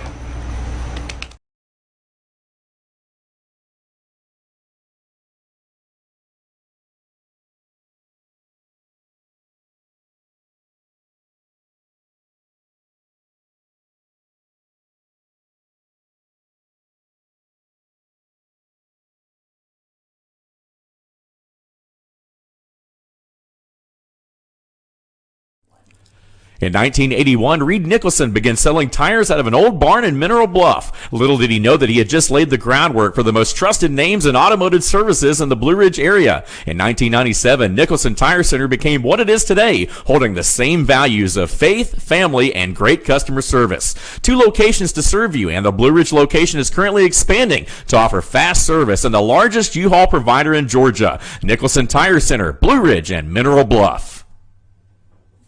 Hi, I'm Rhonda the Mattress Lady, and this is my husband Gary, owners of Mattress Overstocked in Elijah next to Walmart. And we want to earn your business. From the time you walk in our door to the time we deliver your new mattress to your door, you will see the difference. Our selection and prices are the best in North Georgia, and customer service is our top priority. So y'all come on in and let us help you find the right mattress at the right price. That's Mattress Overstocked in Elijah next to Walmart.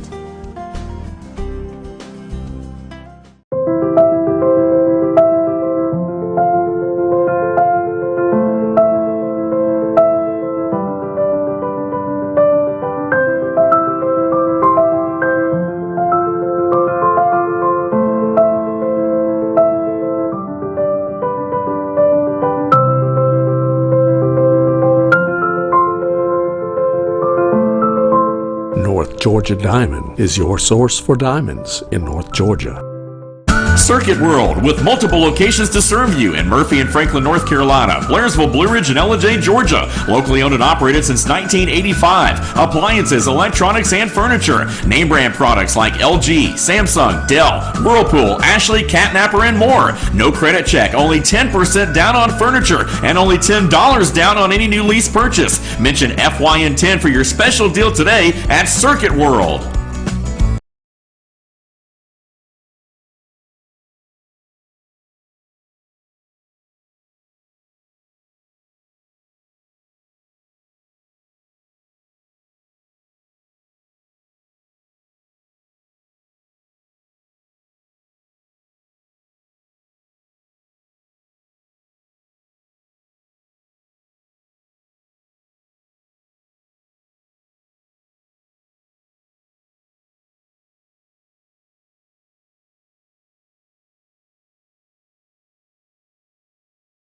Hey folks, we're back, and we always close out our show with the star, the pet of the week, from the Humane Society of Blue Ridge, Oscar, right? Yep, this is Oscar. You're a regular. Yes, he is. Yeah, are you going to have is that what's going to happen? We need to find Oscar a home. He is such a good dog. I mean, this is Oscar. All he wants to do is be with his human. He loves riding in the car. He loves going for walks. He just wants to be where you are. He is a great companion. He'd be a great dog for kids, little boy, little girl. We have to do a meet and greet if there's another dog in the family, but he has made it with some dogs he does like and some he doesn't. So we do a meet and greet, but he's a little over 2, and he's been with us way too long. Not quite a year, but coming up on a year. So we really need to find him a home, and I'm so surprised that he is still with us because he is such a great dog. How old is Oscar? A little over 2. A little over 2. Yeah. All right. And he is a great dog, folks. Come here, Oscar. Give me a treat. You want to say, come here. Come here. Come here. He has a treat for you. Make it sit. Oh, I didn't make you sit. All right. How are you doing, buddy? He will sit for his treats, but he's a good Oscar. Let's find Oscar a home. Good boy. Oh, him's a good boy. Him's a good boy. He is. He's a really good boy. And he just loves people. He just wants to be with his person. So come on out and visit Oscar. And we do have other dogs that need homes, and cats and kittens.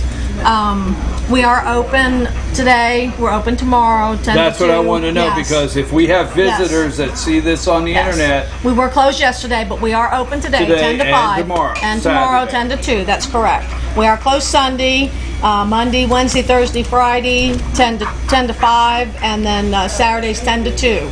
So we are open today. So come on out to the Humane Society of Blue Ridge and see what we have. We do have puppies, but they cannot be looked at for another couple of weeks because they have to obviously be old enough. So what you're telling me, in a couple of weeks we're going to have puppies here? Probably more like 3 or 4 weeks. Yeah, but there's going to be puppies. Oh, Emma had 8 of them. I love our puppy segment.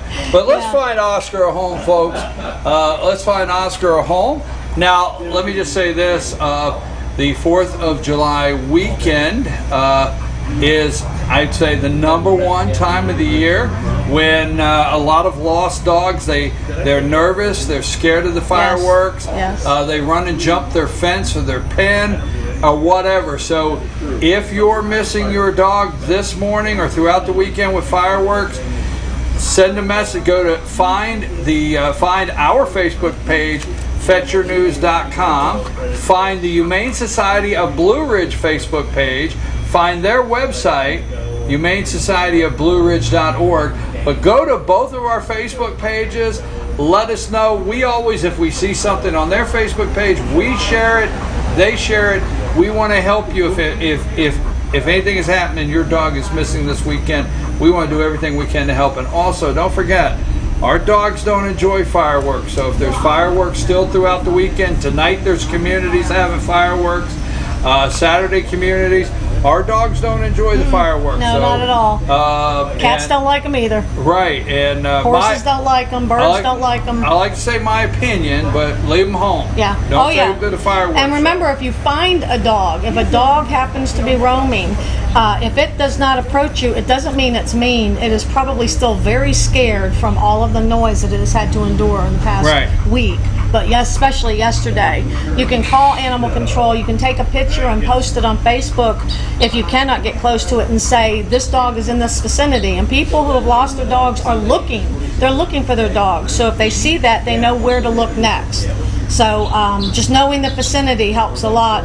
Call animal control. If you can take it in temporarily and say, I found this dog, please come get it, that's good too.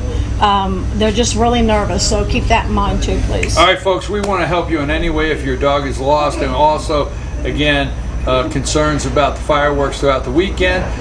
Let's find Oscar his forever home. He is a great guy right here.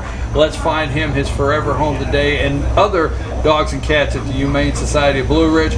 We're going to be gone. We're out. We're going to enjoy the rest of the weekend with you, probably see some of you out and about. So say hello, and we'll be back Monday morning, 8 a.m. Good morning from the office with BKP. Oscar, we're trying, baby. We're trying. take us out of here. Thank you always, Thank Rena, you. and everybody at the Humane Society of Blue Ridge.